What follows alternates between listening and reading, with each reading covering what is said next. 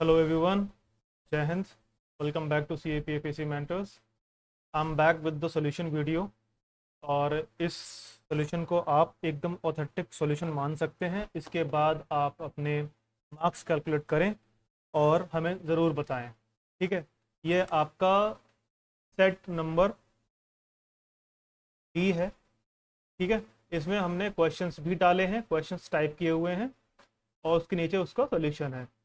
तो आप जो डी सेट वाले बच्चे हैं वो तो डायरेक्टली ऐसे ही देख सकते हैं, बाकी अपने क्वेश्चंस मैच कर सकते हैं। ठीक है, डिटेल सॉल्यूशन आपको प्रोवाइडेड है इस वीडियो में। सारे क्वेश्चन एक्सप्लेनेशन की ज़रूरत नहीं है, सारे क्वेश्चन को एक्सप्लेन करने की। ठीक है, तो शुरू करते हैं। पहले इस सेट में सबसे पहले मैथमेटिक्स का पोर्शन था और मैथमेटिक्स जैसे मैंने बताया था कि टाइम लेने वाले क्वेश्चंस थे पर बहुत ज़्यादा टफ नहीं थे और out of the world concept भी नहीं थे। टॉपिक्स वही थे जो हमने डिस्कस करे थे, बस क्वेश्चन थोड़े से ट्रिकी टाइप थे। फॉर एग्जाम्पल क्वेश्चन नंबर 1, ये एक सीरीज वाला क्वेश्चन था। ठीक है, और इसमें आप अगर ध्यान से देखेंगे तो एलसीएम एचसीएफ वाले कॉन्सेप्ट भी लग रहे थे। मतलब एक टाइप का मिक्स टाइप का क्वेश्चन था। एप्टीट्यूड जिसको बोलते हैं ना, एप्टीट्यूड में आपके एक से ज़्यादा कॉन्सेप्ट लग सकते हैं। ठीक है, तो ये हुई इसकी first term, second term, third term, fourth term. अब ये बता रहा है कि हर एक टर्म को अगर 8 से डिवाइड किया जाए तो इस पूरी सीक्वेंस का इसका रिमाइंडर कितना बचेगा। ठीक है, देखो, पहला टर्म, दूसरा टर्म, तीसरा टर्म। पहला टर्म का कितना था? 1 1/8, your remainder will be 1। Second, 2/8, remainder will be 2। ऐसे ही 6/8, रिमाइंडर विल बी 6। ठीक है, लेकिन जैसे ही इससे आप ऊपर जाएंगे, for example 1 × 2 × 3 × 4, 6 4 × 24 and 24 is completely divided by 8, and remainder will be 0। तो इसमें यही लिखा हुआ है, ध्यान से देखो, every term after that remainder will be 0। तो बस इन सबको आप प्लस करेंगे 8/9 और उसके बाद जब डिवाइड करेंगे तो आंसर आपका रिमाइंडर 1 आ जाएगा। थोड़ा सा ट्रिकी था लेकिन बहुत ज़्यादा टफ नहीं था, टफ कॉन्सेप्ट नहीं था इसका। ऐसे सेकंड क्वेश्चन देखते हैं आप। ये एंगल वाला क्वेश्चन था। क्या कह रहा है? The angle in degrees made by a sector. Sector जानते हैं क्या होता है? जैसे ये सर्कल है आपका, तो एक कोई छोटा सा पाई साइज का जो पार्ट एक होता है ना, पिज्ज़ा खाया होगा आपने तो उसमें जैसे छोटा सा पीस निकल के आता है, वो उसको आप सेक्टर बोलते हैं। Having the area 1/6 of the area of the circle, यानी सर्कल के, नहीं सेमी सर्कल सॉरी, यानी सेमी सर्कल के एरिया का 1/6। अब देखो, एरिया ऑफ सर्कल क्या होता है? πr², right. Then semi circle क्या हो जाएगा? सेमी सर्कल मतलब आधा, यानी πr²/2। और इसका भी 1/6। तो सेक्टर का एरिया कितना था? सेक्टर का एरिया गिवन है आपको, सेक्टर बराबर 1/6 इंटू πr²/2। यही लिखा है यहाँ पे। ठीक है, ये हो जाएगा आपका 1/12 πr²। बस अभी टोटल एंगल हमारे पास कितना है? 360 डिग्री का आपका वो पूरा होता है, क्या नाम है, सर्कल। 360 को इससे मल्टीप्लाई करेंगे तो पूरे एंगल को, यानी 1/12 into 360, your answer will B 30 degree. Simple question, तो इसका आंसर बी है। ठीक है, ऐसे बहुत सारे क्वेश्चन हैं। मैं एक काम करता हूँ, मैथ्स तो आप ऐसे ही जब आप ये देखेंगे आंसर की आपको मिलेगी टेलीग्राम चैनल से, तो आप अपने आंसर्स चेक कर सकते हैं। मैं एक काम करता हूँ, फिलहाल आपको आंसर बताता हूँ इसके। ठीक है, एक क्वेश्चन था ये, विच one of the following is the average of the first 5 multiple of each number from the 11 12 13, यानी 11 से लेके 20 तक इन सबके 5 मल्टीपल ले लीजिए आप। जैसे कि 11 के अगर लेंगे आप तो 11, 22, 33, 44, 55। ठीक, ऐसे 12 के 12, 24, 36, 48, 60, ऐसे 13 के सब 14, और इस चलते चलते आप 20 तक जाएंगे। ठीक है, 20 तक आपको सारे ऐसे 5 5 मल्टीपल लेने हैं। ठीक, इनको फिर इनको आप ऐड करेंगे और ऐड करने के बाद इसको डिवाइड कर देंगे आप नंबर ऑफ टर्म से, आपका एवरेज निकल के आ जाएगा। लेकिन इसकी ट्रिक क्या है? अब ऐसे आप पढ़ोगे तो इन सबको ऐड करते करते ही आप परेशान हो जाओगे, है कि नहीं। तो इन्होंने क्या करा, शॉर्ट में निकाले नंबर ऑफ मल्टीपल कैसे निकालेंगे। जैसे क्या करा, 11 का मल्टीपल कैसे निकालोगे आप, 11 × 1, ठीक है। दूसरा 11 × 2 प्लस 11 × 3 प्लस 11 × 4, सारे मल्टीपल ही है ना 11 के, ध्यान से देखिए, कंफ्यूज नहीं होना है। इसमें क्या करेंगे आप, 11 कॉमन ले लीजिए, बचा क्या 1 + 2 + 3 + 4 + 5, ऑल राइट। 11 इंटू कितना आया, 4 5 9 9 9 9 और 6 कितना हुआ 15। और ये इसका सम कितना आ गया फिर आपका, इसको यहीं छोड़ देंगे। क्यों छोड़ देंगे, क्योंकि लगभग लगभग सबके टर्म्स में ये आएगा। अभी आप 12 के अगर मल्टीपल लेंगे, 12 के मल्टीपल, तो 12 × 15, सेम इसी मेथड से आप 11 की जगह 12 लिख दो,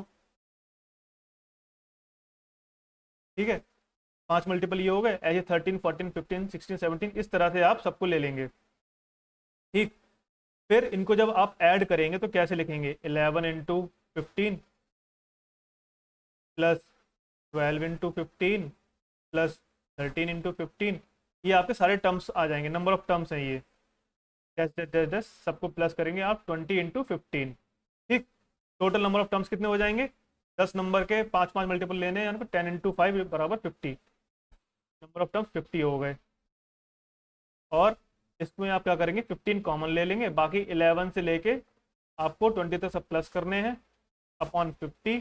और जब इसको सॉल्व करेंगे आप तो आपका 46.5 आ जाएगा। देखो है ना, कैलकुलेशन के हिसाब से लंबा क्वेश्चन है, ले लेगा आपका कम से कम, अगर एक एवरेज स्टूडेंट हैं आप तो 1 मिनट 1 से 1.5 मिनट आपका आराम से लेगा, बहुत तेज कैलकुलेशन करेंगे तो। और जैसे ये क्वेश्चन था, the average of the 4 number 5 15, वो क्वेश्चन नंबर 4 है ये, एवरेज ऑफ 4 नंबर 10 15 20 25 एंड इस इन 4 नंबर का एवरेज जो है आपको 175 आया है। आपको बताना है सही है या नहीं, निकाल के देख लो। और इसमें ये बताना है आपको कि इनमें से दोनों स्टेटमेंट सही कौन सा है, गलत कौन सा है। तो आपका first statement will be true and second will be false, तो आपका आंसर हो जाएगा ए।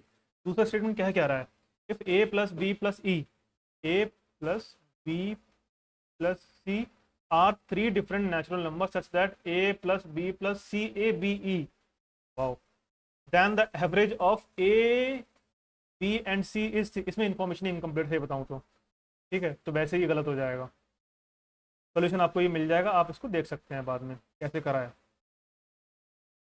Question number 5 says ratio of the present ages in years of X to Y, नहीं X is to Y, X upon Y कितना है,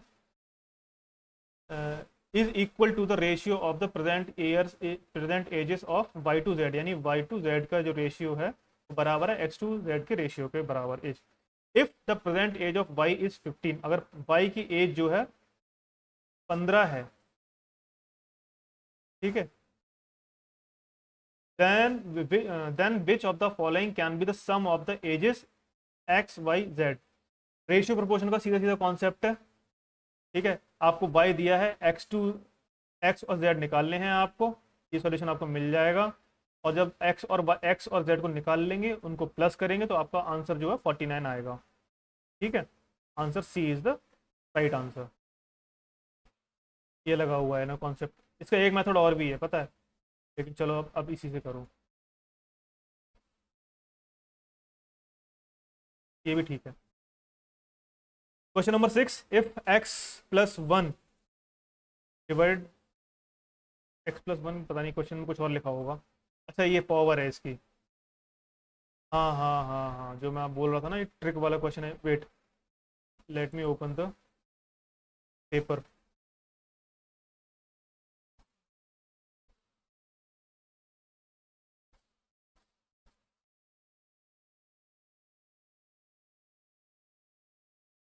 ये वाला question है, ठीक है।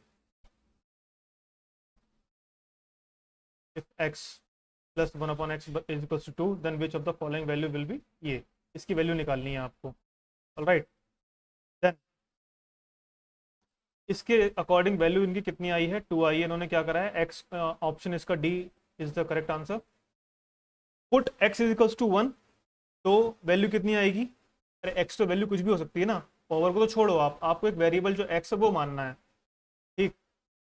तो एक्स की जगह आप सबसे मिनिमम वैल्यू जो आपको आसान लगती है वो रख के देखो, आप 1 रख के देखा तो आपका वैल्यू जो आंसर आएगा वो भी 1 ही आएगा, तो 2 is the correct answer, option D. अब देखने में लगने वाला ट्रिक वाला क्वेश्चन है, बहुत टाइम लगेगा सॉल्व करने को, अगर कोई ज़्यादा दिमाग लगाओगे ये पावर का क्या करना है क्या नहीं करना है, थोड़ा सा दिमाग लगाओगे, ट्रिक से खेलोगे तो हो जाएगा। Question number 7, a shopkeeper sold a product at 30% loss. कोई इसने प्रोडक्ट खरीदा था उसके पास, था उसने बेचा कितना, 30% लॉस पे था, यानी कि अगर मानो 100 रुपए की चीज़ उसने खरीदी थी तो 70 रुपए की बेची। Had his selling price been 150 more, अगर वो 70 की जगह खरीदे वाली प्राइस से 150 रुपये ज़्यादा से बेचता तो उसे 10% का प्रॉफिट होता, तो बताओ इसकी कॉस्ट प्राइस कितनी थी? आंसर ए इसका इज द करेक्ट आंसर, और 375 इसका सॉल्यूशन आया। सॉल्यूशन कैसे आएगा वो आप यहाँ से देख सकते हैं, I am not going to explain, बहुत टाइम ले रहे हैं ये, फिर 3-4 घंटे की वीडियो हो जाएगी। ऐसी question number 8, a band can finish a work in 20 A B C, sorry A B and C can finish a work in, A करता है 20 दिन में, बी करता है आपका 25 डेज में, सी करता है आपका 30 डेज में। अगर वो एक साथ काम करना स्टार्ट कर दें, दे start working together but quits after working for 3 days, एक साथ काम करना स्टार्ट करें और मतलब काम खत्म होने से 3 दिन पहले क्विट कर दें, 3 दिन काम करने के बाद क्विट कर दें काम, अगर यानी 3 दिन उन्होंने साथ काम किया है। How many days from the start shall the work be completed, तो इस काम को पूरा होने में कितना टाइम लगेगा, यानी कि स्टार्टिंग के 3 दिन उन्होंने, डे 1 डे 2 डे 3, इस दिन ए बी सी तीनों ने काम करा, अब इसके बाद छोड़ दिया, इसके बाद कोई कर रहा है कोई नहीं कर रहा है, तो बताओ कितने दिन लगेंगे? ये क्वेश्चन यही है क्या? एक मिनट में पढ़ लूँ पहले।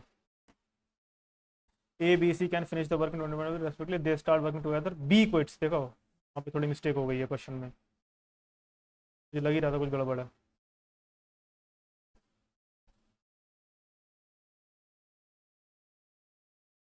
एक मिनट में टीम को बोलता हूँ, क्वेश्चन में दिक्कत है।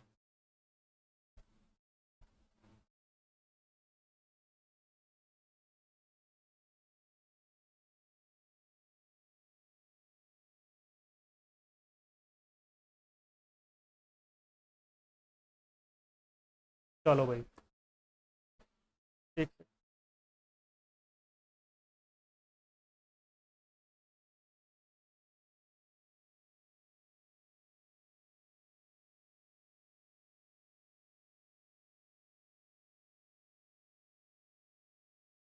ए B C can finish a work, A और बी और सी रेस्पेक्टिवली, ए 20 दिन में, बी 25 दिन में और सी 30 दिन में काम खत्म कर सकता है, दे स्टार्ट वर्किंग टुगेदर, वो उन्होंने काम तीनों ने स्टार्ट करना शुरू करा, बट बी ने क्या करा, 3 दिन बाद काम क्विट कर दिया, तो शुरू के 3 डेज जो है ए प्लस बी प्लस सी तीनों ने काम करा, और रिमेनिंग डेज में आपका ओनली ए एंड सी ने करा, तो बताओ ये काम कितने दिन में कंप्लीट होगा? And the answer to this question is can complete 14/25 days में कंप्लीट होगा, option C is the correct answer. Solution इसका नीचे है, आप देख सकते हैं, ये ट्रिक से भी हो सकते हैं क्वेश्चन, पता है इन्होंने बहुत लंबा किया है, छोड़ो, अपने अपने मेथड है। 2 taps A and B can fill the tank, दो टैप्स हैं ए और बी जो कि टैंक को फिल कर सकते हैं 20 मिनट में और 15 मिनट्स में, यानी ए भरेगा तो 20 मिनट में भर देगा, बी भरेगा तो 15 मिनट में भरेगा respectively. A tap C can empty the full tank in 6 minutes, लेकिन जो तीसरा टैप है सी, वो इस टैंक को 6 मिनट में खाली कर सकता है, जैसे कि ये एक कोई टैंक है, ठीक है, जिसमें ए और बी दो टैप लगे हुए हैं जो कि भर देंगे, ये भर देगा आपका 20 मिनट में, ये भर देगा आपका 15 मिनट में, लेकिन कोई एक टैप नीचे सी लगा हुआ है जो कि इसको केवल 6 मिनट में खाली कर देगा, ठीक है। After the taps A and B fill the tank for 5 minutes, जब ए और बी 5 मिनट चल जाएंगे the tap C is open, तब हमने टैप सी क्या करा, खोल दिया। आफ्टर 5 मिनट्स, 5 मिनट तक ये चले, उसके बाद ये टैप हमने क्या करा, ओपन कर दिया इस टैंक को खाली करने के लिए। और जो ए और बी हैं वो अभी भी चल रहे हैं। तो in how many minutes after the start shall the tank get empty, तो कितनी देर में ये टैंक जो टैंक है खाली हो जाएगा बाय दिस टैप सी। और the answer to this question is 11 complete 2/3 minutes. Answer D is the correct answer, option D is the correct answer. ठीक है, सोल्यूशन इसका ये रहा, you can understand on your own. वरना फिलहाल तो आप लोग बस ये देखेंगे अपने ऑप्शंस मैच हो रहे हैं नहीं हो रहे हैं, मुझे पता है सबको बड़ी कंसर्न होते हैं। खैर, क्वेश्चन नंबर 10 है, A and B start the same time reach to at the same destination, B travel, दोनों सेम टाइम में स्टार्ट करा, B travel at the speed of A and reach to destination B. मैं थोड़ा fast fast करता हूँ, ठीक है, समझाने का कोई मतलब नहीं है। अब आप सोल्यूशन देख सकते हैं इसके। Reach the destination in 1 hour 20 minutes, A, after a what was the time taken by B to reach the destination, तो B को कितना टाइम लगेगा, option A is the correct answer, 4 hours 40 minutes।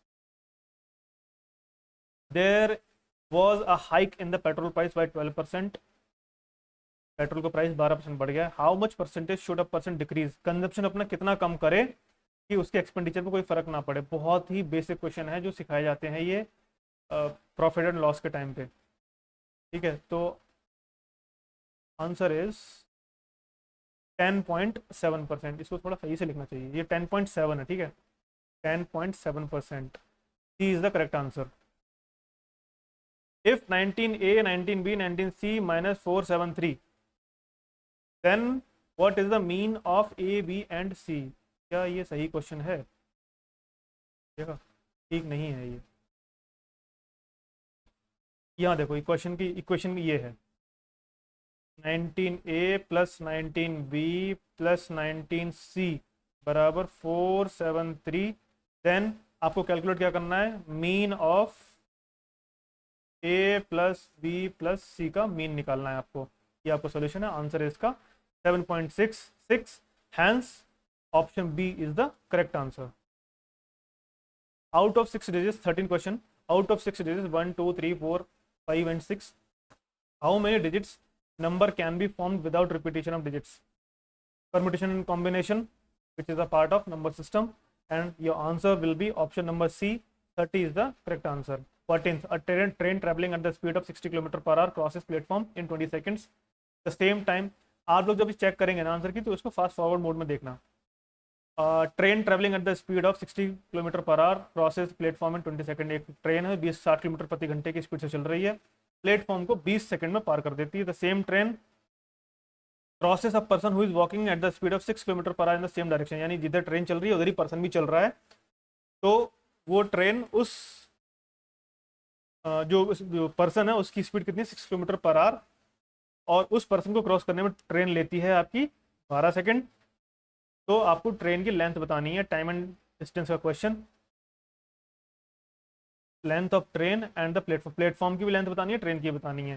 ठीक, तो answer number C, option number C, 180 metre and 155.33 metre is the correct answer.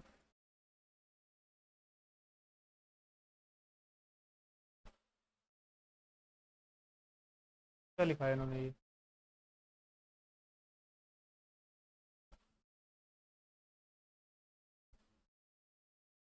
Option number C is the correct answer. ये dash क्यों लगाए हैं यार इन लोगों, मुझे समझ में नहीं यार, इनसे बात करनी पड़ेगी। ठीक है, थोड़ा पानी पी लेता हूँ। ये रहा इसका सॉल्यूशन, देखो आप एक मिनट में, तब तक गला गीला कर लूँ थोड़ा सा।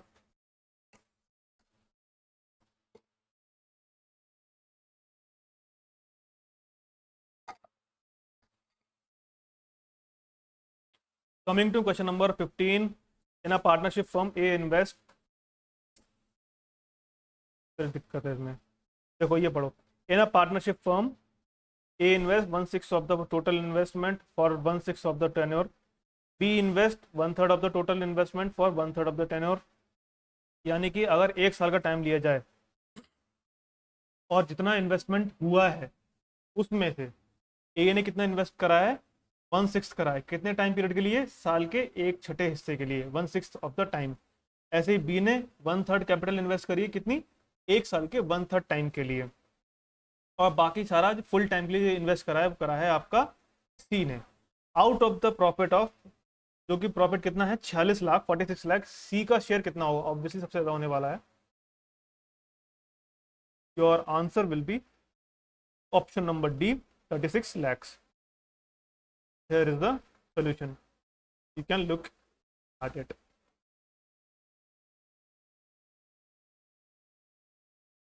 Second light क्या?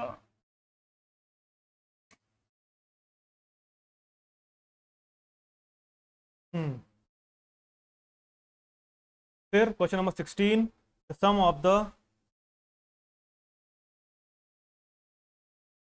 of the ages of A and B is 22. दो लोगों की एज का सम जो है वो 22 साल है। A + B बराबर 22। Product of their edges 2 years back वह 77, यानी A - 2 इंटू B - 2 बराबर 77। Which of the following is the difference in the current age, यानी A - B आपको फाइंड करना है। Answer is option number C, which is 4।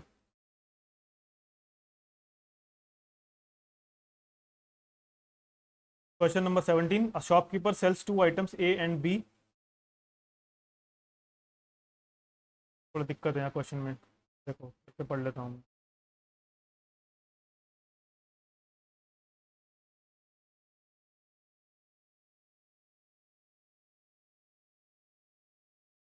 A shopkeeper sells 2 items A and B. Item B's cost price is twice that of A। दो item बेचे उसने A और B, और A का जो प्राइस है,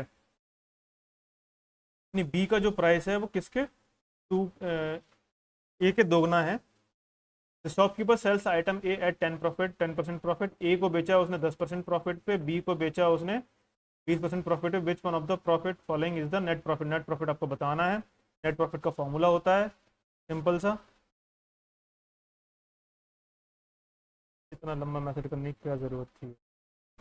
चलो, 16.66 is the current answer, which is option number D. Answer number 18, question number 18, out of the class out of a class of 100 students, 100 लोगों को, 100 बच्चों की क्लास है, इसमें 25 खेलते हैं, एटलीस्ट 25 लोग खेलते हैं क्रिकेट एंड फुटबॉल, 15 लोग खेलते हैं at least cricket and hockey, 12 at least football and hockey, and 10 play all the 3 sports. 10 बच्चे थे, सारे स्पोर्ट्स खेलते हैं। The number of students playing cricket, football and hockey are 50, 37 एंड 22 respectively. The number of students who do not play any of these sport is, ऐसे कितने बच्चे हैं जो 100 में से कोई भी स्पोर्ट नहीं खेलते? Answer will be A, which is 33। Venn diagram का क्वेश्चन है। A group of people consisting of couples who are seated on a round table for a meeting. एक राउंड टेबल पे एक कपल्स को बैठना है। What is the total number of ways? Number of ways बताने, permutation combination का question है, permutation का क्वेश्चन है ये।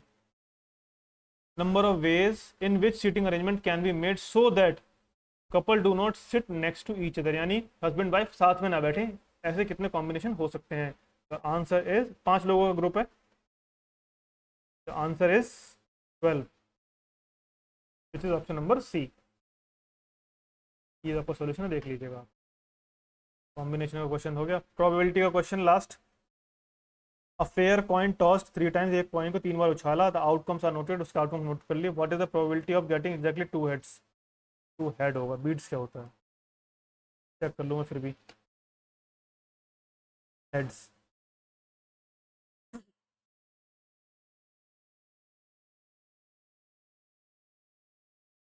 आंसर कितना है आपका? डी, 3/8। 2 ही बार आएंगे आपके हेड। आपको मैं पूरा बना के दिखा सकता हूँ टेबल, लेकिन नॉट रिक्वायर्ड। चलो, क्वेश्चन नंबर 21, अभी प्राइम मिनिस्टर ऑफ इंडिया और प्रेसिडेंट ऑफ यूएई की जो मीटिंग हुई थी फरवरी में, उसके आउटकम्स क्या थे? Your answer will be question option number A, which is A and 1 and 2 only. क्या क्या हुआ था? Both country sign an agreement on interlinking domestic debit card, इसी वजह से debit card and credit card, इसी वजह से आपने देखा होगा कि वहाँ पे रुपे कार्ड भी स्टार्ट हो गया है और कई सारे बेनिफिट्स भी मिलते हैं। और सेकंड ऑप्शन क्या है, an MOU was signed on cooperation digital infrastructure projects, इसके लिए भी हुआ है। तीसरा ऐसे ही कुछ नहीं फालतू है। सोर्स क्या है आपका, PIB से इसका सोल्यूशन निकाला गया है, ये सोल्यूशन आप पढ़ सकते हैं। ठीक, आपको बताना है क्वेश्चन नंबर 22 में, विच one of the following is not a pillar of the foreign trade policy 2023। Foreign trade policy कौन सा पिलर नहीं है? तो अब जब हमने सारांश में कवर किया था तो उसमें जो पिलर थे वो बता दिए थे, जो नहीं थे बस आपको वही निकालना है। तो your answer is A, which is enlarging most favoured nation. Most favoured nation trade में इस्तेमाल होता है, जहां पर फिर क्या ना, एक तरह से छूट मिल जाती है ट्रेड के लिए दो कंट्रीज के बीच में। बाकी सारे ऑप्शन सही है ये, ठीक है। प्रमोट, एक्सपोर्ट प्रमोशन के लिए कोलेब्रेशन था, ईज ऑफ डूइंग बिजनेस के लिए था, ये भी था। तो your answer is A, option A is the correct answer 22 का। Question number 23, which one of the following about vibrant village programme. काफ़ी पुरानी स्कीम है, फिर से आ गई है। काफ़ी पुरानी नहीं, मतलब एक डेढ़ साल हो गया, और इसके दोनों स्टेटमेंट सही हैं। It aims at the comprehensive development of the identify villages, fair, festival, sports meet, ये भी दोनों सही हैं। Option number C is the correct answer,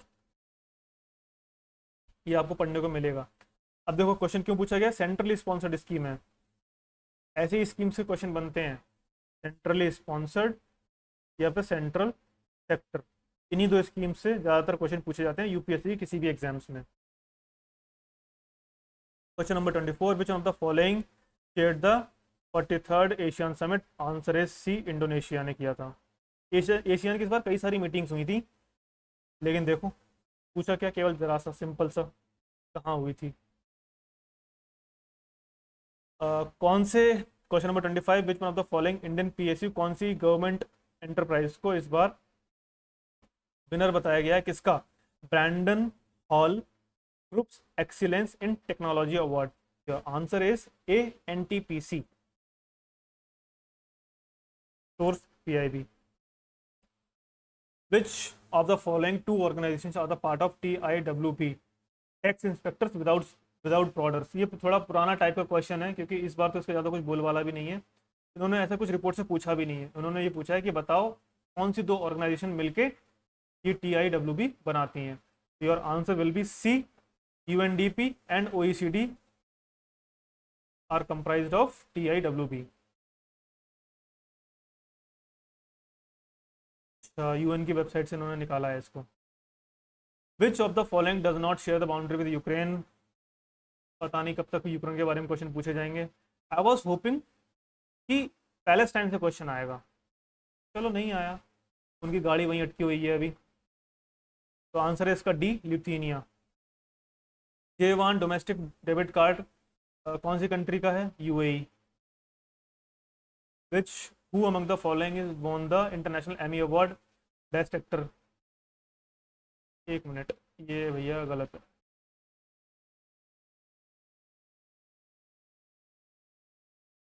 इसका आंसर वीर दास होना चाहिए।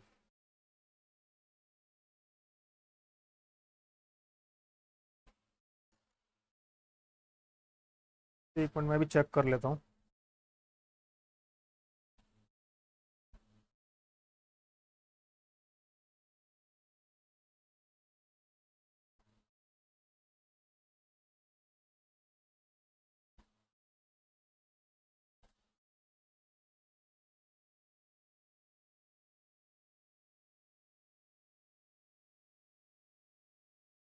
नहीं ठीक है, Martin Freeman is the correct answer. ठीक, option number D is the correct answer. Best performance by an actor in the responder. ठीक है, question number 30, which one of the following is carbon border adjustment mechanism. Old but current affair बोलेंगे आप इसको, मान सकते हैं 1.5 साल पुराना करंट अफेयर टाइप का क्वेश्चन है ये। इसके दोनों स्टेटमेंट सही हैं। There are emerging set of trade policy tools to allow movement of the carbon intensive economic activity from the jurisdiction having less stringent climate policy to a jurisdiction having stringent climate policy. ठीक लिखा है।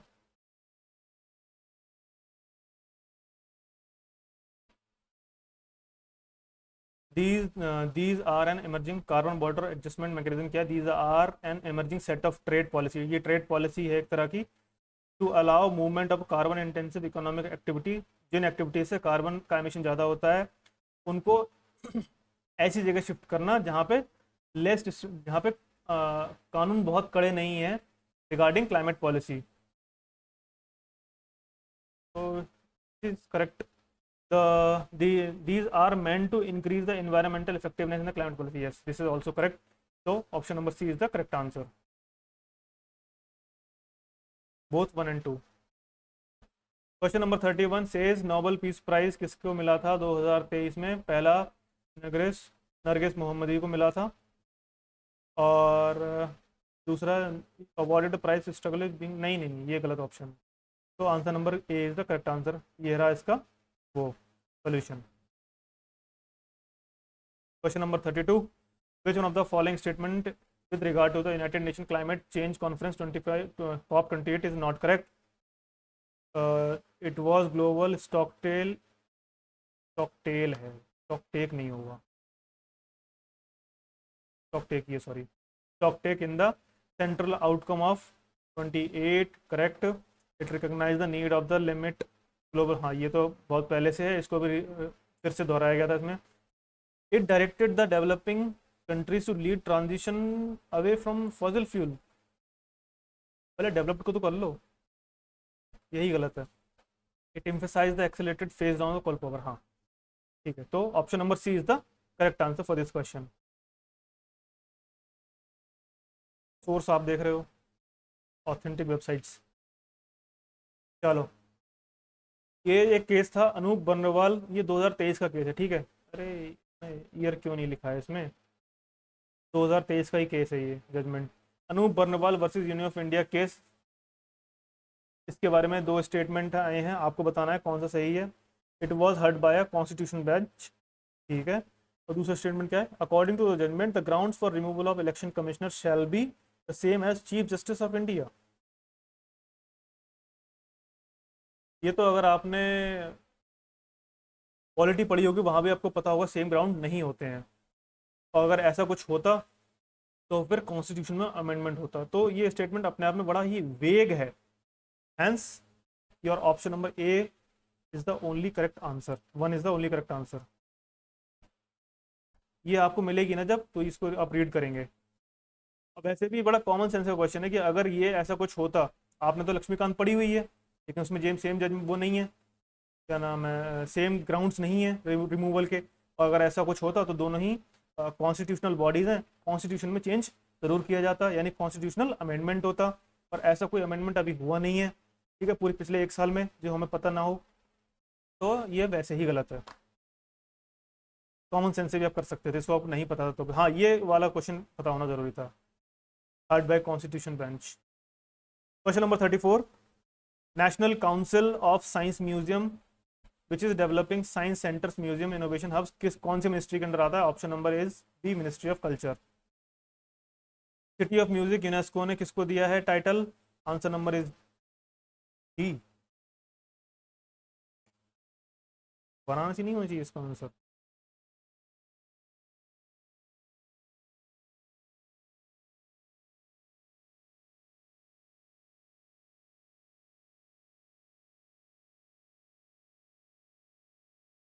College is the correct answer. इसका मतलब मैं इस बार वाले बात कर रहा हूँ। इन्होंने पूछा 2023 का, answer number option number D is the correct answer.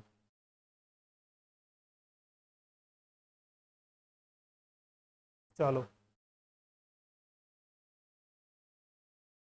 मुझे तो इन क्वेश्चंस का समझ में नहीं आया कि ये क्यों डाले। 16 फाइनेंस कमीशन आ गई है, उससे पूछो, वो है करंट का टॉपिक, 7-8 महीने पुरानी हो गई वो। आप पूछ रहे हो 15th फाइनेंस कमीशन जो ख़त्म ही हो चुकी है पहले, 14th के बारे में पूछ रहे हो। चलो, 2 स्टेटमेंट हैं। 15th finance commission should use physical effort as criterion for the horizontal evolution unlike 14th देखो ये क्वेश्चन ऐसे हैं कि अगर आपने पढ़ा होगा इसके बारे में तो आपको पता होगा, अदरवाइज नहीं, इसमें समझाने का भी कुछ नहीं है। तो option number A is the correct answer. तो option number A only one. ये थोड़ा जूम करके देखना पड़ेगा आपको। Which of the following docs,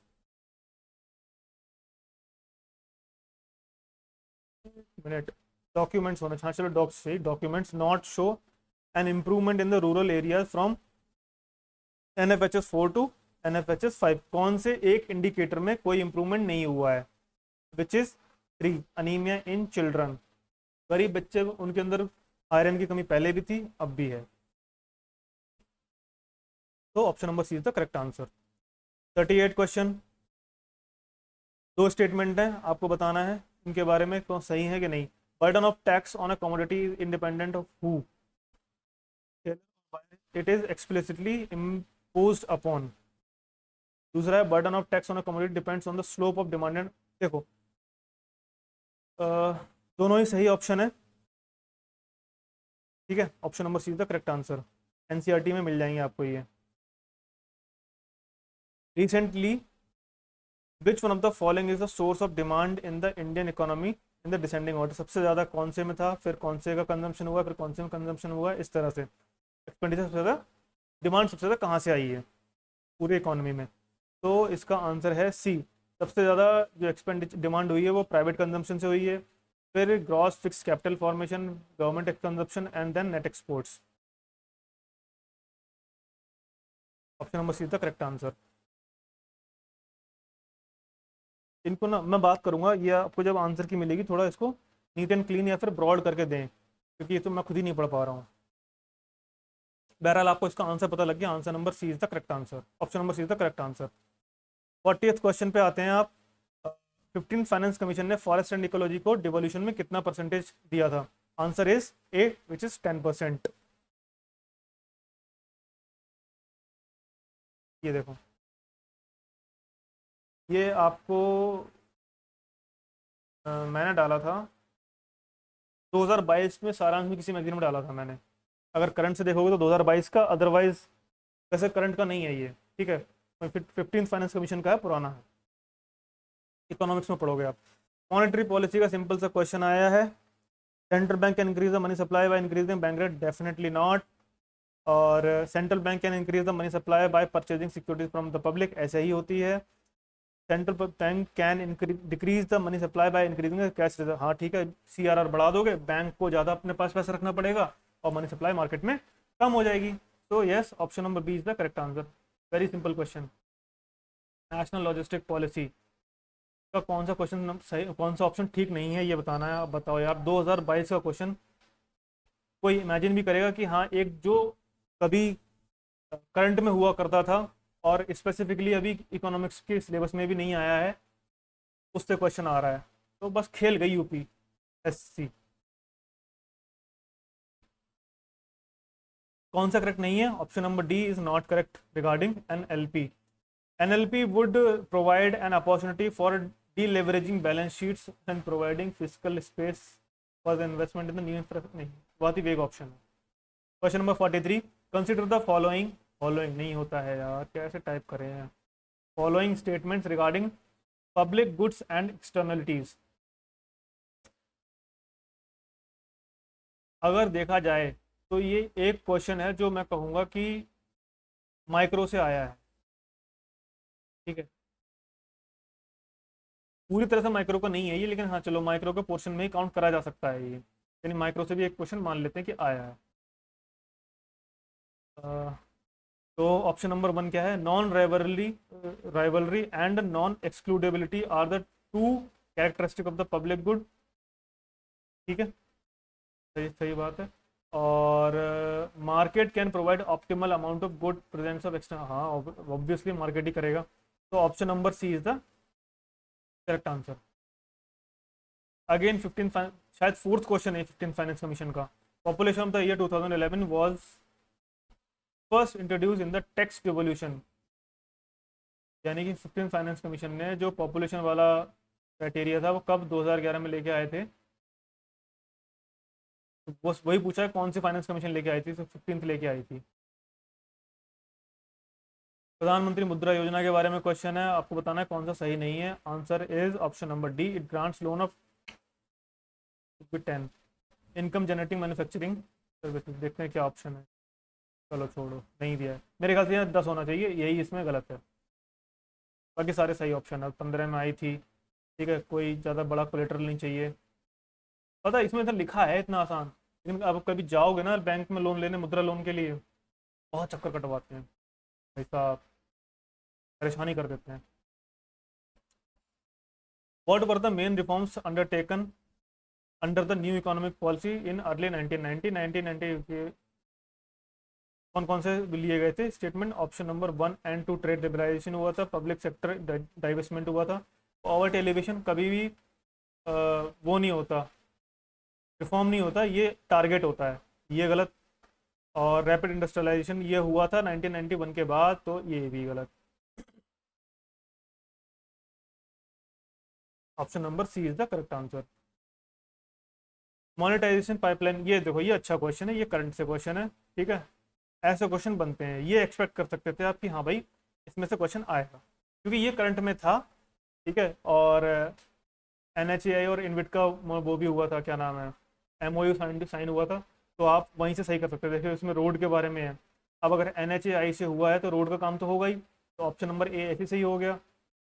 और अगर इनविट आ रहा है तो मोनेटाइजेशन कैसे करते हैं, प्राइवेटाइजेशन करके तो करेंगे, तो PPP मॉडल से ही होते हैं वो, पब्लिक प्राइवेट पार्टनरशिप से होते हैं। तो दूसरा भी मतलब ये अगर ये सिर्फ अगर ऑप्शन 1 पता हो तो आप दूसरा कॉमन सेंस से भी ठीक कर सकते हैं। एक सेकंड, ऑप्शन बी दिया है इसमें, ओनली 2, ऐसा क्यों? ऑयल, अच्छा रोड है, रेलवे है, ऑयल गैस पाइपलाइन नहीं है शायद। Wait, roads, railways, power, gas pipeline, telecom, है तो सारे, क्यों क्यों किया है ऐसा?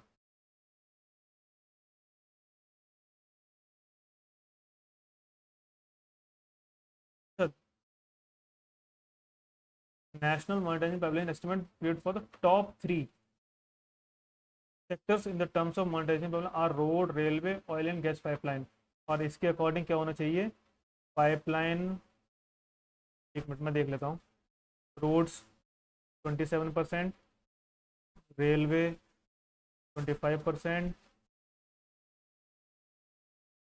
पावर है भाई तीसरा। हाँ ठीक है, तो ये थर्ड ऑप्शन जो है ना, ये गलत है यहाँ। Hence your option B will be the correct option. Retail core inflation, बहुत ही बेसिक क्वेश्चन है ये, बहुत ही। जब आप कभी भी इन इंडेक्सेस के बारे में पढ़ोगे तो सबसे पहले आपको ये बताया जाता है कि आपको इसमें क्या क्या एक्सक्लूड करा जाता है। तो रिटेल कोर इन्फ्लेशन में ऐसे प्राइसेस हटाए जाते हैं जिनके प्राइस जो है वेरिएबल होते हैं, बहुत जल्दी हाइक होते हैं, बहुत जल्दी डिक्रीज होते हैं, ठीक। ये वेरिएबल होते हैं, इस वजह से ये हटा दिए जाते हैं। Hence your option 1 and 2 are the correct. So option number A will be the right answer. Which of the following the part of capital receipt के कौन कौन से पार्ट होते हैं? इंटरेस्ट रिसिप्ट नहीं होते, बाकी सारे सही हैं इसमें, तो option number D is the correct answer. आपको अरेंज करना है कि सरकार को रेवेन्यू किस असेंडिंग ऑर्डर में करना है, यानी बढ़ते हुए क्रम में, सबसे कम कहाँ से आया, फिर कौन से आया, फिर कौन से सोर्स से गवर्नमेंट को रेवेन्यू अर्न हुआ है 2023 से 2024 के बीच में। Option number C is the right answer, ये आपको उसमें ही मिल जाएगा। ये बजट से क्वेश्चन है, ये बजट से है, ठीक है, डायरेक्ट बजट से। ये बजट के कॉन्सेप्ट से है, बजट का एप्लीकेशन बेस्ड है। बजट के अगर कॉन्सेप्ट आप पढ़ेंगे, अगर किसी ने वो पढ़ा होगा मेरा ना इंटरिम बजट का वीडियो देखा होगा, CAPF की AC मेंटर्स के स्टूडेंट्स ने, तो आपको पता होगा मैंने कराया हुआ है ये, ऐसे ही ये भी कराया हुआ है, ठीक है। चलो, तो option number C is the correct answer. सबसे कम कस्टम से, फिर यूनियन एक्साइज ड्यूटी से, फिर corporate and then GST। Question number 51, critical sectors कौन से हैं? जो गवर्नमेंट ने अभी आइडेंटिफाई करे हैं। पावर एंड एनर्जी है, बैंकिंग एंड फाइनेंशियल सेक्टर, यानी option number B is the correct answer. National critical information centre protection centre, a unit of NTRO, national technical research organisation, इसकी भी वैकेंसी निकलती है। अगर आपको कभी मौका मिले तो ये भी एक तरह की सीक्रेट एजेंसी है, बहुत अच्छी जॉब होती है एनटीआरओ की, चेक करते रहना। तो इन्होंने ये लिस्ट निकाली है कुल मिला के। एंड आई रिपीट, अगर कभी इसकी वैकेंसी आए तो पढ़ के जाना, बहुत अच्छी जॉब होती है एनटीआरओ की। एक तरह की सीक्रेट एजेंसी समझ लो, ये इंटेलिजेंस एजेंसी, सॉरी सीक्रेट नहीं, इंटेलिजेंस एजेंसी। पावर है, बैंकिंग है, telecom, transport, government, strategic. Question number 52, which of the following president of India Saint back post office amendment bill 1986। ये आप जब वो पढ़ते हो ना वीटो पावर्स, तो लक्ष्मीकांत में साफ साफ लिखा हुआ है। और the answer to this question is R Venkat Raman, hence option A will be the correct answer.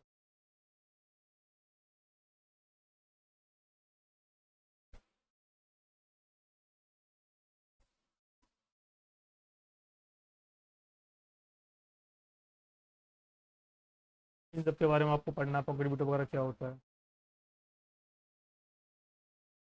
Question क्या था, सेंट बैक, वही तो मैं सोचूं सेंट बैक है, वीटो के बारे में बताया गया। वीटो तो ऐसा सच कुछ है ही नहीं हमारे कॉन्स्टिट्यूशन में, मतलब आर्टिकल में रूल्स हैं वैसे, बट वीटो वर्ड कहीं ऐसे लगाया हुआ नहीं है। काफ़ी अच्छी इन्फॉर्मेशन दी गई है इस क्वेश्चन में, जिसने भी बनाया ना आंसर, ये अच्छा बनाया है। Question number 53, which one of the following statement about the emblem Milano Cortina 2026 winter Olympic and Paralympic. बहुत ही अच्छा क्वेश्चन है, ऐसे क्वेश्चन एक्सपेक्ट किए जाते हैं कि हाँ ऐसे क्वेश्चन आने चाहिए, करंट से क्वेश्चन है, आने वाले टाइम का क्वेश्चन है। तो एम्बलम क्या है, कटूरा, और ये क्या है, emblem of the emblem of the games was decided by popular vote for the first time in the history of Olympic। Option number C is the correct answer. अभी समझ लो, अभी 2024 चल रही है, 2026 तक ऑलमोस्ट किसी भी पेपर में आप ये क्वेश्चन एक्सपेक्ट कर सकते हो। सीएपीएफ में तो नहीं होगा, बाकी किसी में आ सकता है। Question number 54, which one of the following statement with regard to the India's maritime initiative SAGAR. इसको हिस्ट्री में पढ़ाना चाहिए, सागर इतना पुराना इनिशिएटिव हो गया है।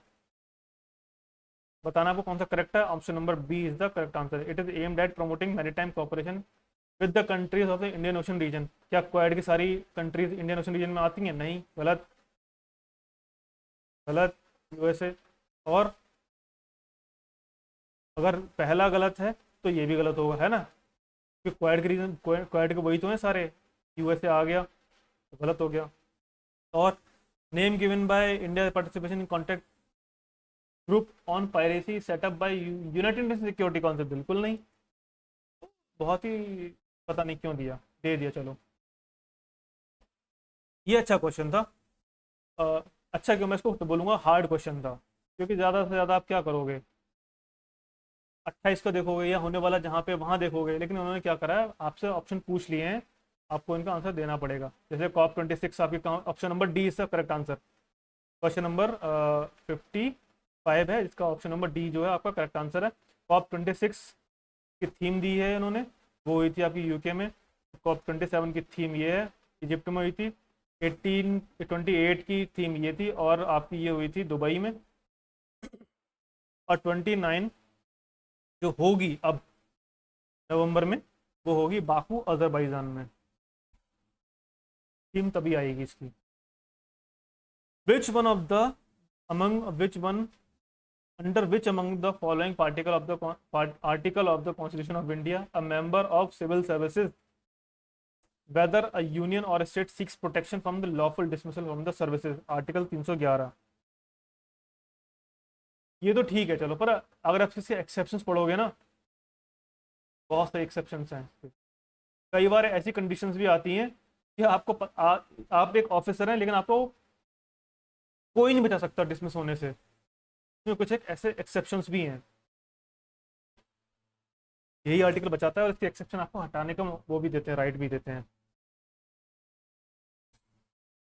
ये इसके बारे में पूरा एक्सप्लेनेशन है, पढ़ लेना। यूएन क्लॉज के बारे में दिया हुआ है, और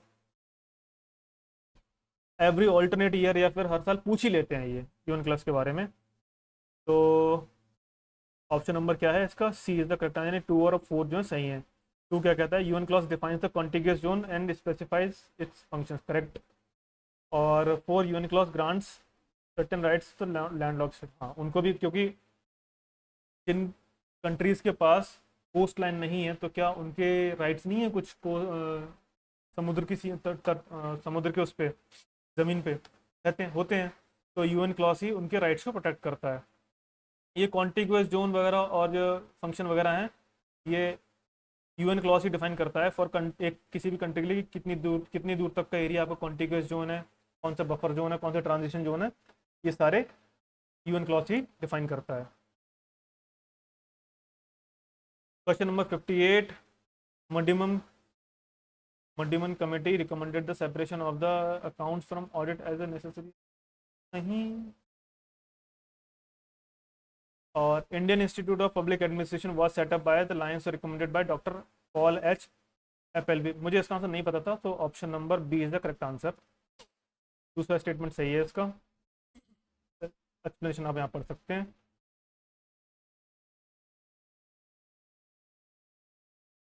Which one of the following report states that the budget is seen not as a simple balance of tax receipts against the expenditure, but as a sophisticated process in which instrument of taxation and expenditure are used to influence the course of the economy?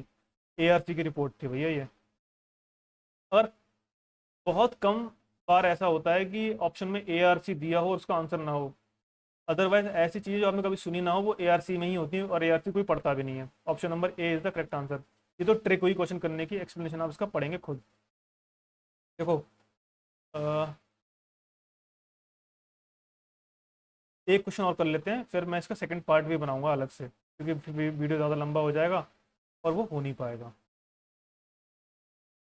Which of the following statement are correct about the G20 composition of G20 के बारे में पिछले साल भी question आया था, इस बार भी आया है। G20 UPSC CAPF का फेवरेट पार्ट है, ठीक है। तो option number C is the correct answer, which is G7 के जो मेंबर हैं G20 के मेंबर हैं, हाँ ठीक है। ब्रिक्स के सारे मेंबर नहीं, बिल्कुल नहीं।